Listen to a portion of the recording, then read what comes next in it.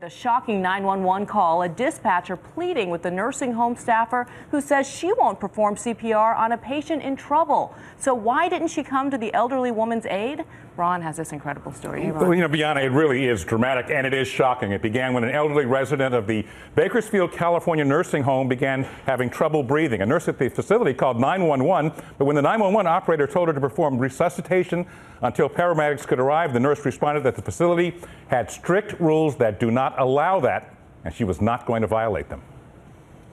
Fire department, what's the address for your emergency, please? What started as a routine medical emergency call soon turned into an intense ethical battle. They're refusing CPR. They're going to let her die.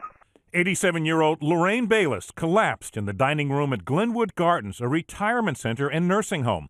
The 911 dispatcher tried to give instructions to the caller about how to perform CPR, but the nurse at the facility said it was against facility policy for the staff to do that. The human being, is there anybody that's willing to help this lady and not let her die?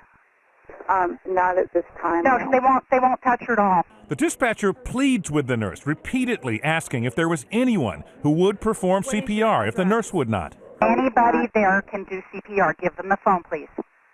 I understand if your facility is not willing to do that, give the phone to that passerby, that stranger that had that dent. This woman's not breathing enough. She's going to die if we don't get this started. With every passing second, Bayless's chances of survival are diminishing, and the dispatcher's tone turns desperate. Is there a gardener or any staff, anybody that doesn't work for you anywhere? Can we flag someone down in the street and get them to help this lady? Bayless was pronounced dead at the hospital. Glenwood Gardens released this written statement.